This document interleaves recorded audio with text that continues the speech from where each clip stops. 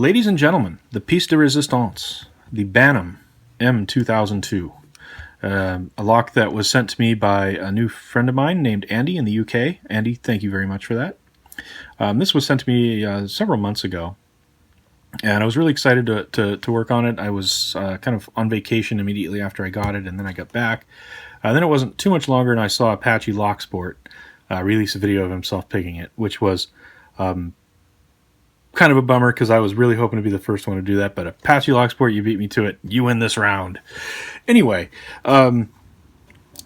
seriously, glad for you, man. Glad for you to have picked it. It's a great pick and a difficult lock. So this is a lock that's made in and used almost exclusively in London.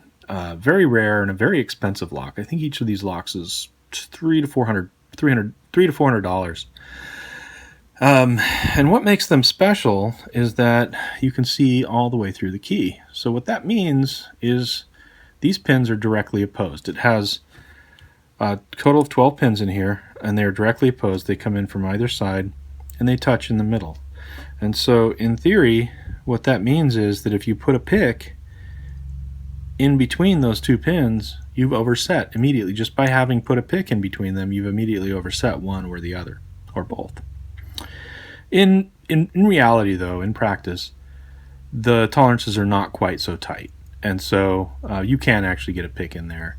And the real epiphany is that you really only have 6 pins that are binding in the shear line at any time. And the real epiphany is that what you have to do to pick it in terms of practicality is find the binder, realize that one's caught up in the shear line, and then push its partner back, allowing, and then tapping on the tension, allowing that one to kind of spring out of the way and out of the shear line. And then, of course, there's a binding order like every other set of locks, and so once you figure that out, you can go ahead and get it open.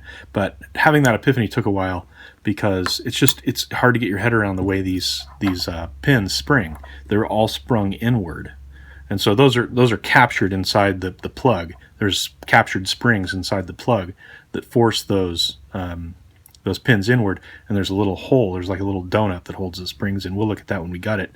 Allows the little peg to shoot through and then either interface with the shear line or not. So, very difficult lock. Andy, thank you so much for sending it to me. APACHE-LOCKSPORT, great work on getting it picked. We're going to go ahead and toss this thing in a vise and get it picked. Okay, let's see what we can do about getting into this Banham M2002.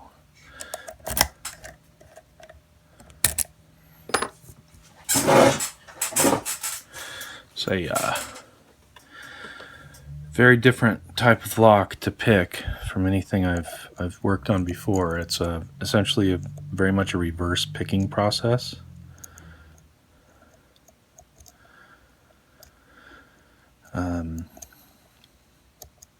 You essentially find the binder and then pick the pin on the other side.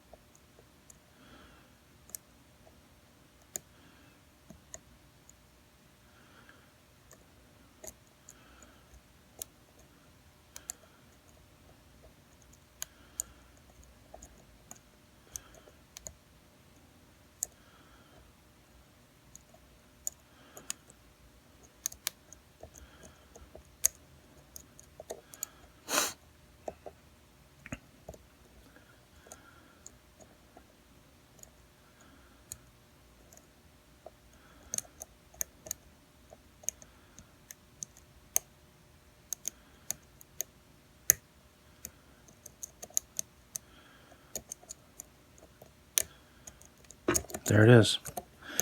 Okay, we got it open.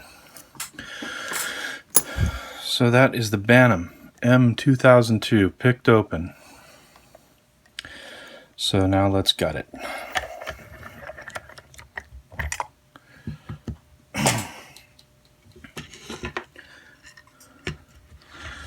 Took me a long time to figure out how to get into this lock from a gutting perspective, because I did the sort of obvious and pulled out this this Allen screw and then tried everything. Wouldn't come out. Finally ended up looking in there with a flashlight and realized there was another one inside. So there was another Allen screw here, and then if you tap on it, in theory at least, if you tap on it, a pin should come out. So let me...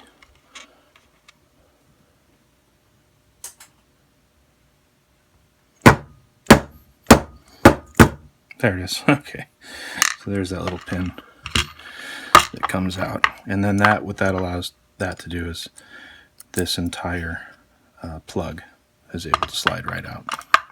And in here there isn't anything except the Euro component, so the whole core is really here. So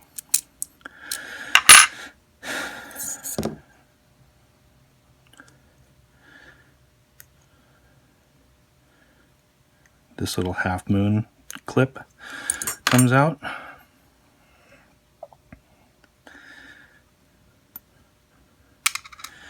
And at that point there isn't anything to prevent the plug from coming out. So now these are all reverse sprung, so you have to be really careful to not let them fly out at you. They all kind of want to fly out at you. So the secret is to kind of do them one at a time and very slowly pull this out, letting the spring pressure release itself, and then emptying that particular chamber.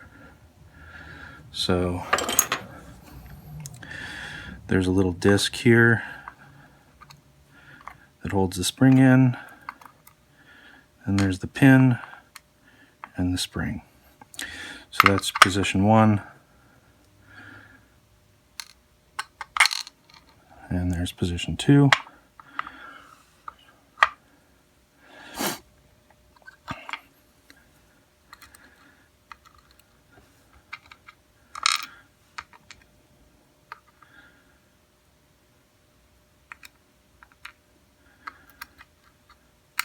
Okay. I always try to orient on the keyway being down, so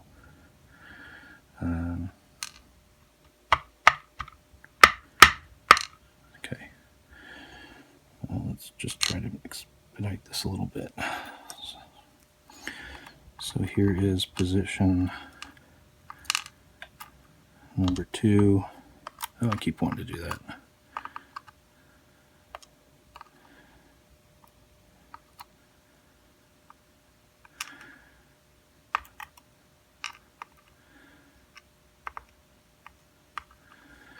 And there's the little ring.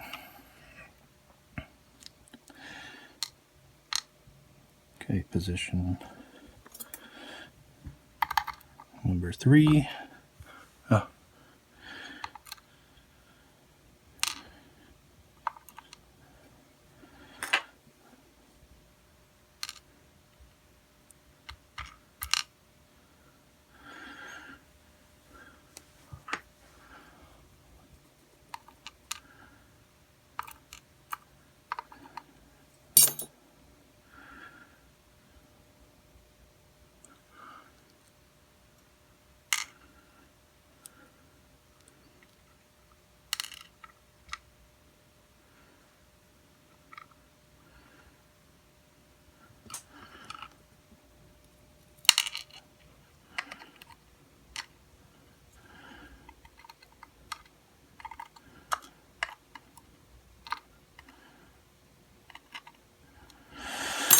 Okay, that's position number 4.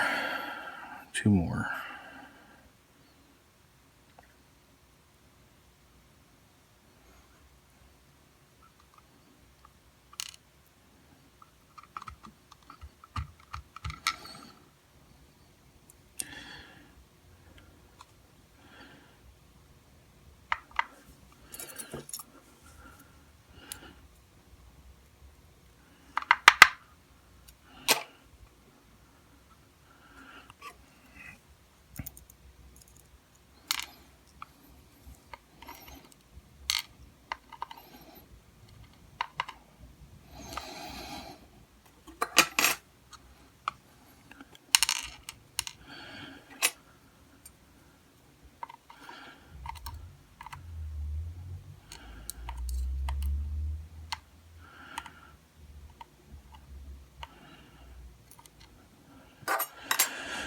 So that's position 5.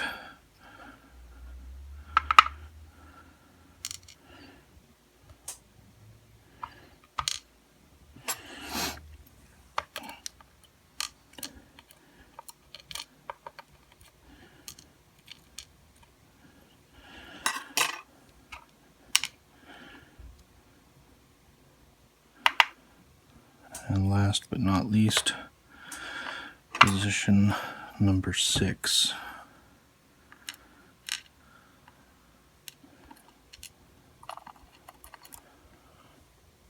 Okay, there's the Banham M2002 gutted. Let's come down for a bit of a close-up on these pins. We'll look at how they work.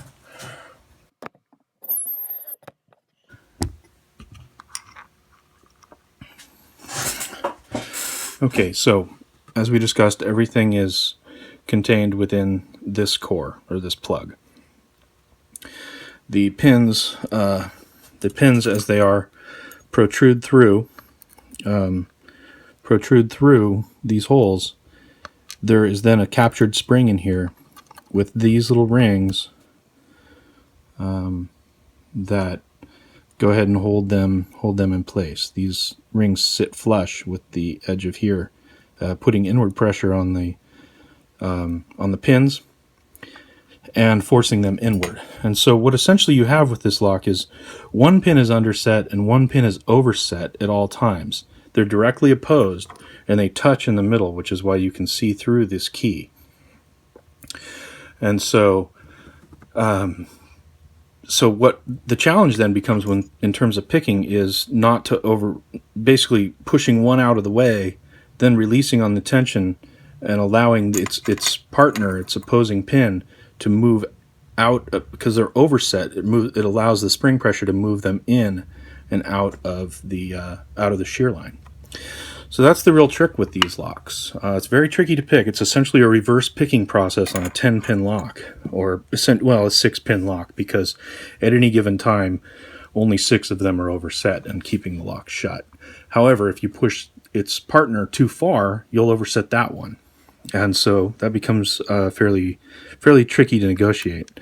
You'll see there are some of these pins that have security elements on them, essentially like spools. You can definitely feel those while you're picking them. So let's do a real macro close-up. Oh yeah, and on here there's nothing too special, just a normal shear line that you would kind of expect to see. And then these holes. So do a real kind of come all the way in now for a real good close-up. Okay, position 1. Looks like it has a bit of a security element on it. Its partner does not. Position 2.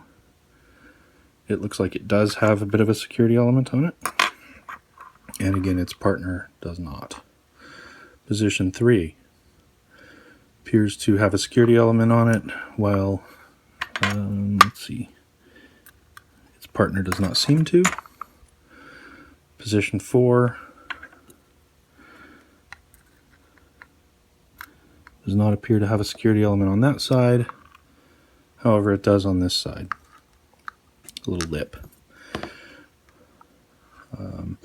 Position 5.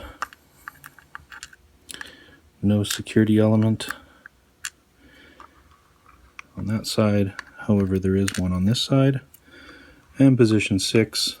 We have a security element on this side and not on this side. To show the plug in some detail, you can see how those pins are not allowed to push further than through the middle. That's the area for the key, and then the corresponding side. And the plug here is this is kind of the outer ring, and the interface between these two things provides the shear line. So, okay. That's it for the Banham M2002. I'm gonna go ahead and do a giveaway on this video. We'll cut to that, and I hope you guys enjoyed. Okay, giveaway time. This is a tubular lock. It doesn't have a key, but it's a pretty nice one. If you'd like for me to send you this lock, to enter, go ahead and find the trivia question somewhere in this video, and leave the answer in the comments by the specified date, and I will go ahead and ask for your address and go ahead and send this to you. All right, thanks for watching.